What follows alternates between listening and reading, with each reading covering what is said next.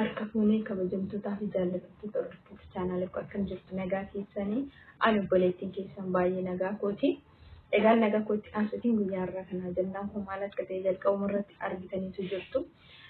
So gara ajandaa kooti osoo hin darbiin chaanaala koo haaraa namoonni taatan subscribe gochuutiin maatii kootti dabalama.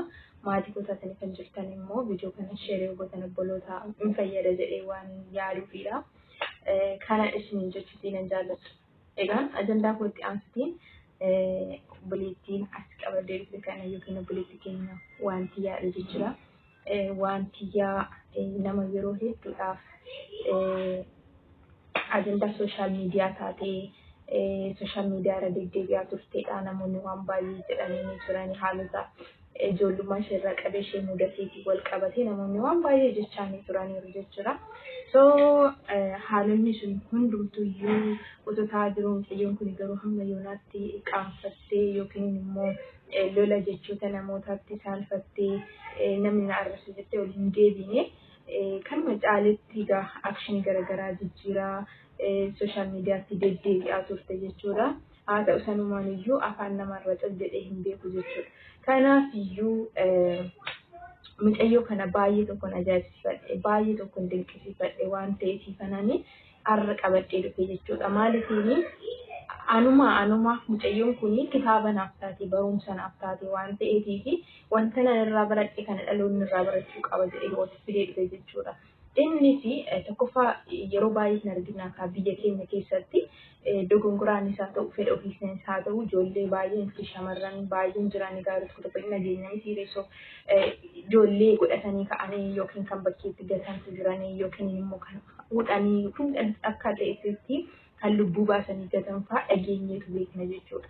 Mucayyoon kun garuu dirqamaan isaa ta'u fedha isheetillee haa ta'u wanti ta'e ta'ee jira. Garuu mucaa ishee kana aadannoo bakka jechuun akka isheen kunuunsite akkasitti mucaa ishee kana jaalala haadhummaatti argisiistee guddisaa jirtu amma akka irraa baradhutti anumti mataa kooti waa baay'ee irraa baradhe jechuudha. Tokko isa kana lammaffaan immoo sooshaal miidiyaa kanarratti gaafa namoonni jecha hin taane nutti darbanii wantoota baay'ee nuun jedhan jechuudha. Haamilee namaa tuqu jechuudha, sammuu namaa tuqu.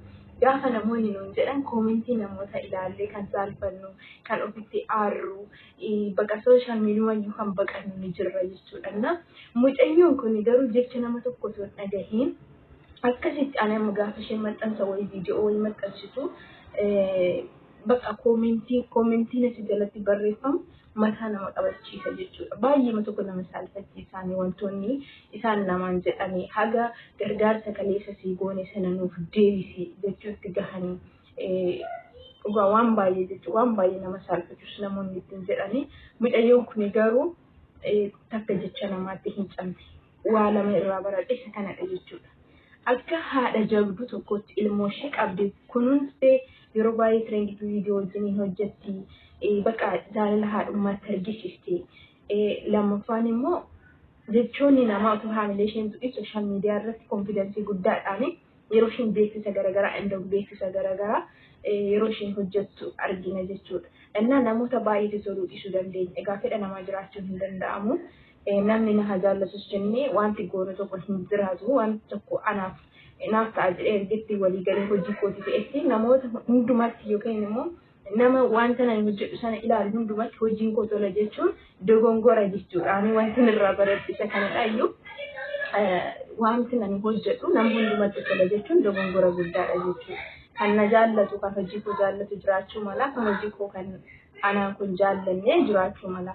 So kanaaf iyyuu namoonni waan gaarii gaafa hojjennees waan hamaa gaafa hojjennee fi koomentiin isaan nuuf kennan koomentii haamilee nama cabsu koomentii akkati bakka boru mataa kee ol qabachuu hin dandeenyetti mataa kee gadi si qabachiisu koomentii bakka adunnoo akkamitti akkasii ibsu hin beeku wanta akka kanaatitu jira sooshaal miidiyaa kanarratti yeroo baay'ee jechuudha. So namoonni immoo bakka jechoota namaatti saalfatanii jechoonni namaa haamilee isaan cabsee ol deebi'anis ni jirani.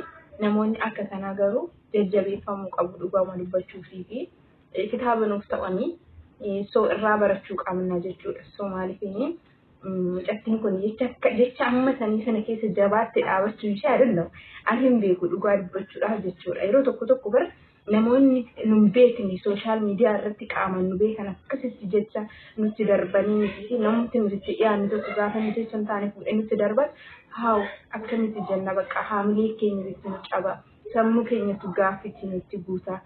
Kanaaf iyyuu yookiin nama sana ajjeesuuf barbaannaa yookiin immoo argama nama sana jibbinal yoo namni sun garanaan dhufe garanaan bahee nama sana jala eenyu jedha maaliif jennaan bakka jechisaa sanatti sammuun kootti qabameera waan ta'eef jechisaa sun haamilee na buuseera waan ta'eef. Kanaaf iyyuu gaafa namoonni waan ta'e nutti darbatan yookiin immoo koomentiin taane negatiivii tokko nu kaa'anii hagee eenyummaa koon beeknetti namni waan barbaade haasa'uu danda'a. Kanaaf hojiin hojjedhu keessatti ekeletti haa tolu jedhee osoo hin taane yookiin immoo ekeletti tolaa moo hin toluu laata jedhee osoo hin taane hojii haga ta'etti hojii koo hojjechuudha. Kan na jaallate itti na jajjabeessaa kan na jibbe immoo waan barbaade haasa'uu danda'a. Kanaaf haasaa nama sanaatitti qabamuuni nurraa hin barbaachisu jechuudha. Egaa obboleettiin kun amma fuuldura sana gaa'ela godhachuudhaaf jirti odeeffannoon jedhamu jira. Illee interview isaanii tokko argeetiin jira. So baay'ee namatti tola jechuudha. Dhugaa taanaani wanta isheen gufachiisne taanaan dhugaa taanaan baay'ee tokko namatti tola jechuudha. Maali namni sadarkaa amma sanaa sana keessa darbee deebi'ee jechoota haga sana ulfaatu sana keessa darbee jireenya addunyaa gara biraa jiraachuuf deemu kun dhugaa taanaan jireenyichi sun dhugaa taanaanii fi adunyaa maal akka jedhu jechuudha. Wanta hundumtuu hin darbamu. Wanta hin darbamne biyya lafaa kanarra hin jiru jechuudha. Kanaaf iyyuu obboleettii keenya wanti har'a kan fudhattee dhufeef gara keessanii kanaafidha jechuun hin jaalladha. Uumaa namtillee hamma waan tokko gaafa nama social media irratti waan ta'e tokko hojjetu gaafa argine bakka irratti koomentii nuti kenninuuf yookiin immoo kufaatii sakaleessaa dogongora sakaleessaa sanaatiin mataasaa gadi cabsuu barbaanna.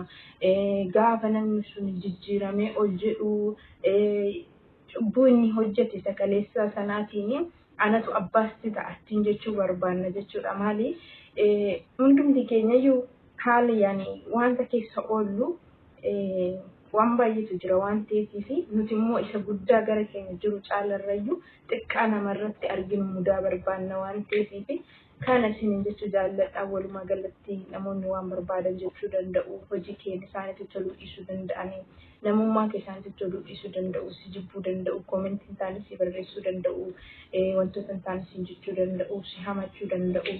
So gurra kee cufattee gara hojii keetti fufii sin jedha akka wanti kana. Kanaaf ani wanti irratti kan hin baradhe kana dhugaa dubbachuuf ani otoo waan tokko hojii koo irratti dhufee namni tokko koomentii hin taane tokko naa barreesse ani akkamitti akkan aarullee hin beeku. Amma yoona ani namni koomentii hin taane naa barreesse hamilee koo eenyu jedhe hin turre hin beeku garuu hammi koomentiin hamma kana taanaaf barreeffame ta'eeti adunyaa social media cufee mana ol deebi'ee taa'ee waan ta'e isaa hin beeku jechuudha. Gin asirratti taa'ee gaafa ilaalu baay'ee tokko ulfaata jechuudha. Kanaaf iyyuu koomentii amma sanaa keessa darbuun ishee dhuguman jabina isheeti jechuudha. Kanaaf iyyuu dubartii jabduudha sinin jechuutti jaalladha. Kanaaf isheen illee jabaadha haalonni gaafa isinitti eenyu jedhu keessatti jabaachuu qabdan sinin jechuuf viidiyoon kun irraa kan fakkaata. Share godhaa chaanala koo subscribe godhaa. Isiniin jedhaa adeemsi gara fuulduraatti galatooma.